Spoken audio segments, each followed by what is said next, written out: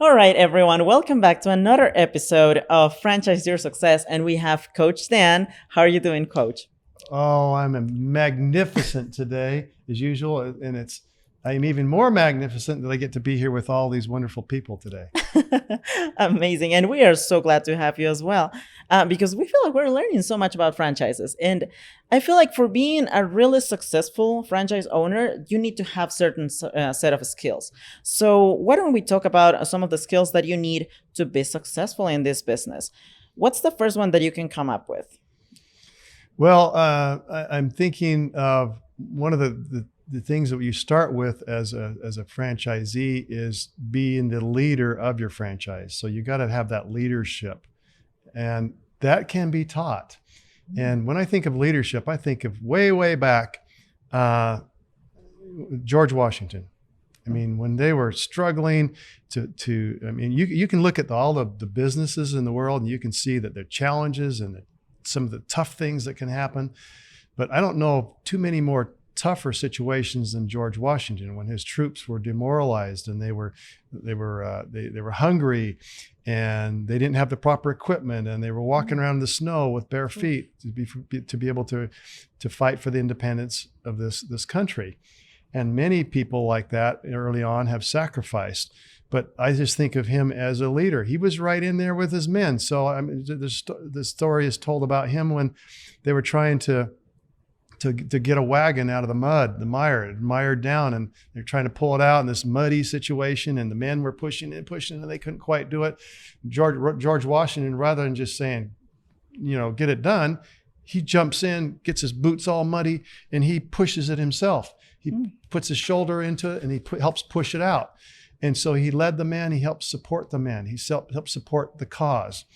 So when you get into a franchise situation, one of the important things you got to remember is you're the brand champion. You've selected that franchise for a reason. And once you've gone through your due diligence and carefully selected that, feel good about it, and you move forward, then you now need to be that brand champion. And you need to show the rest of the employees and the team that you're working with that you're a true leader and that you can jump in where is needed and not be afraid to go out and wipe down a table. For example, if there's a busy time and you happen to be in your food quick service restaurant and you see that there's glasses and plates and things left on a table or whatever, and employees are busy helping other patrons, go back and clean it off. Show the example of what needs to be done. So you lead by example in these businesses. And that's one of the big top things that we look for in a potential franchise owner, and the things that you also would be willing to do as a franchisee. Plus, I feel like it also generates such a great culture in the franchise that you have, because I feel like all the other employees that you have in your team, they are going to be able to see that example and say, this is a true owner and a true leader. I really want to work for this guy. Right. And we also talked about like having a team. So I feel like also for being a franchise owner, you need to be a team player. What can you tell us about that? Well, that's essential, because when you look at, and that's one of the things we look for before we will grant a franchise owner or a potential franchise owner that franchise, is we look to see if they can be as a team. And we grade that. We actually look at that as they're moving forward and considering the business. We can kind of tell that. So being a team player, though, if they can show that culture within their culture that they are a team player with a franchisor, then it helps the franchisees adapt easier to the changes and things that can happen. So to the degree as a franchise owner that you can be a team player and offer that to your franchisees, the higher success rate you have. For example, I had a friend who, actually two different examples. One of them just expected to jump in the franchise and he was going to be the king and no one could tell him what to do. And he could just jump in there, and he's used to being that personality where he could tell everybody what to do, and it was his word no matter what, and he had to follow it. And so the employees obviously weren't too happy with that, and they kept leaving him and leaving. He wondered why he wasn't as successful as the other guy on the other side of town who listened to his employees and listened to the franchisor, perhaps even more important, because as the franchisor comes out with new programs, new ways of doing things that are working throughout the country, they communicate those. You got to be willing to play as a team and call the plays. And of course, many of you have been in sports, and that's also a great analogy. If you're on the football field and a certain play is called by the franchisor in this case, and this is the game that you're playing, they call the play because it works. You got to be willing to follow that. And as you follow that and use that play and execute it to your best of your ability with the other members of the team, chances are you're going to have a better result. That's great. And yeah, and I love it how you mentioned that you have to be able to follow the plan. That's such a great characteristic that I feel like it's necessary when you are starting your franchise. There is already a plan, so you need to be able to follow that plan. Have you seen any stories on like when people just didn't follow the plan and things didn't go as expected? Well, yeah, it starts, the system, we call it follow the system, and we grade people before they come on board, how well they follow the system. So, and I've talked a little bit about this before, is there are some people who are on this end of the spectrum are pure entrepreneurial, creative, and they want to be able to create and do their own thing. So on that end of the spectrum, the entrepreneur probably is not the best franchise candidate, sometimes for this. They can be, but like, for example, I had a guy I was interviewing one time to buy a franchise. And I sat down with him, and at that time we didn't have instead of showing it on a PowerPoint, I actually had a book, and I opened my book up and I was flipping through the pages, and I was showing them how this franchise worked. And here's how this worked. And here's how the marketing worked, for example. And then he says, well, I go do it this way. I'm going to go over here and I'm going to do this. And maybe it wasn't a bad idea, but I knew the franchisor would not appreciate that. And then I flip to the next page and I say, this is how we hire employees and this is the way we pay them. I would go do it this way and I would pay him this much. And then we flip to the next page and here's how we do the training. And he said, well, I can train him myself because I'm a good trainer, on and on and on. And so I finally I closed up my book. I said, you know what, man, you got some great talent and creative ideas as an entrepreneur. You've run successful businesses and everything. Perhaps that's the best way for you to go, is maybe just go set up your own business in addition to the one you already have. And because it doesn't look like this is the thing for you, because you want to change everything but you need to be able to follow this system. And he said, okay, I appreciate that. Yeah, I think I will. I'll go create my own thing. So we look for someone that wants to follow the system. But if you look at the middle of the spectrum, that's most of the people. Most of the population wants that support. They want to have a step-by-step process. And you can call it anything you want: a formula for success, blueprint for success, or a process, a program. I mean, step-by-step is already defined for you. And so you as a potential franchisee, you'll want to look and see what that step-by-step process is and see if you feel comfortable in following that step-by-step. If you don't, go to the next franchise or go start your own business, because that's the critical piece of the business. There's a reason why it's succeeded. Now, fortunately, early on with the emerging type franchises, their processes have been defined. There's a step-by-step process, but there's a little bit more leeway to change things. And so maybe it's not quite as precise as a franchise that already has 1,000 locations out there. So the more locations they have, the more precise that system is, and the more likely you're going to have to follow that exact same system.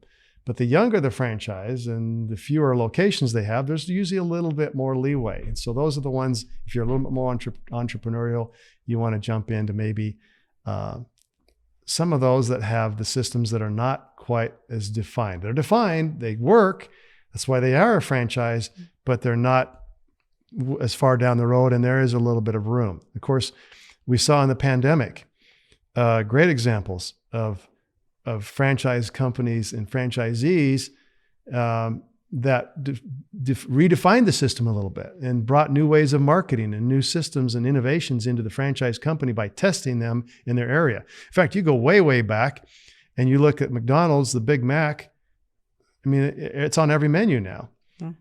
but it was created by a franchisee, Oh, and it was created by someone who was allowed to test it in their location. It worked out well. They brought it to the rest of the company, and it's now a standard thing on their menu. And of course, a lot of different things that have got on their menu, as well as other franchise menus, have been tested in their testing laboratories or in the franchise locations, where it's most effectively tested. So that's great.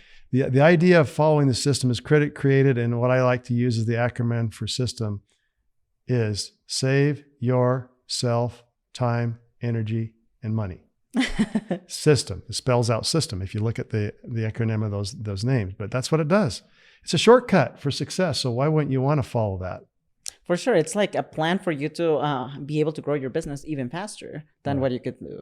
But at the same time, having the opportunity of being in a smaller franchise, it also gives you that creative opportunity. Let's say this one new product that I want to try and also suggest to the franchisor. You can also do that. That's really great that it gives you that flexibility. And I feel like also that brings me to our next characteristic that you need to have for being successful into franchises, which is adaptability. Because not only you have to follow the system, but also this system could change, and you have to be able to incorporate all of those new changes into your franchise.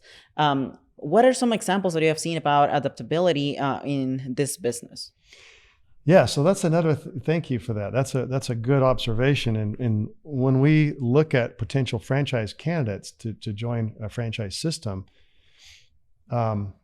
notice I called it a franchise system because that's the term. It is a system. When we look for those people, we look for that ability to adapt. We look for that ability to not only follow, but have some faith and belief what the franchisor is saying it will work. For example,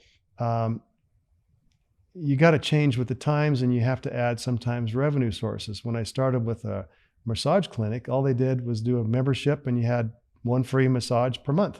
That was pretty much it. And they had a little bit of variance with the massages or time or whatever. But then the franchisees that adapted and added these changes, for example, hot stone massages and then facials and even stretching, increased their revenue significantly and kept their clients on board for a much longer period of time because there were more services that they adapted to and added to their franchise. In other words, they didn't fight against the franchisor because they could adapt them with pretty much ease. They didn't have to really go out and get new employees because those employees could still do a lot of the same things except for maybe the facials part of it. But they didn't have to adapt too much to do that. But the adaptability of a franchise company is significant because you have to change with the times. So look at the pandemic. You have to adapt. You have to innovate, and you have to bring in new programs and abilities, especially when we went through the pandemic with the food businesses. We had to change the way we delivered that product because not everybody was going to get in their car and come over and pick up the food anymore. And so you had to have the ability to deliver through Uber Eats or whatever you used to get that food to the people that wanted to order it. And fortunately, a lot of those businesses survived that adapted to the times. So not only at the franchisor level, but at the franchisee level. But they got to be willing to follow what that franchisor is saying. Now, that might be one of the challenges that a potential franchisee might have is you want to look at is how likely is that franchise or the head office going to change the look? They may come in and change the brand. They may change the signs. They may change the look of the whole business. And so that's one of the things I would not caution, but just kind of be aware of how often they're going to require you to change the look and adapt to the different things. It doesn't happen that often. And they also want to give you enough time to do it. So when they come out with a new look, they got to give you some time to do that. So that's one of the adaptability things that you want to look at in the agreement when you acquire a franchise is how strict are they in enforcing you to adapt to their new look and the new sign. They need to give you some flexibility in that. And they probably mention what the deadline would be for you once they release a change then, right? Would we be able to see that on the agreement as well then? Yes, it's usually in there. Awesome. That's a really good help, I believe, for all of the people that are interested in buying a franchise. But I also feel like another of the characteristics that a person would need for a franchise is dedication. I don't think that you can just Mm-hmm. leave your franchise grow by itself. What are some Yes. of examples that you have seen with that? So yeah, that commitment is essential. As I mentioned before, you don't want to get into a franchise situation unless you feel good about it and you feel that you can be a brand champion. I told the story of a friend of mine I just spoke to this morning that actually denied a business opportunity because he didn't feel good about it, and he knew he would make a lot of money on it. But he's looking at the alternative, which he does feel good about it. There's less money in it for him, but he wants to do that because then he can be that brand champion and be completely committed to that. Now, when you look at the different business models out there, if you go start your own business, what's your chance of success? I mean, Marge, you've seen probably some of those statistics. They're not very high, maybe 20%. Yeah, they probably open up for a few months and then Yeah, or even close. if a couple of years and just can't quite hang on, there's a 20% success rate with starting your own business. That's the statistics out there. Where a franchise is 80 to 90% success rate. So that's one of the reasons why you get into a franchise. But there's going to be a little bit more of a commitment and a little bit more guidance on how to follow that proven system. But making that commitment is essential. So why do you think other low startup cost businesses come and go? Is because there's not a commitment there. There's not dedication there. There's no feeling that they can succeed. But with a franchise, once you've done your due diligence and you're qualified and you make the step forward to move forward with that franchise, you've made your commitment.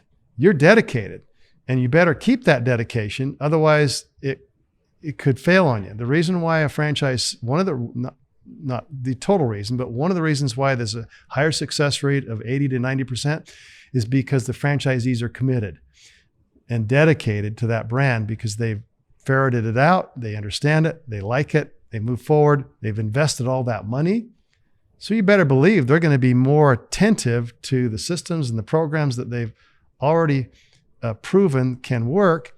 So there's all that dedication there because they've committed to make that sizable investment and the time to it. And then they've got the system to follow and they've got the support behind them with the franchisor. Plus, I feel like once you get to know more about the franchise and the process, you get to believe in the brand itself. Mm-hmm. And I feel like having that faith is also another characteristic that you would need in case of getting a franchise.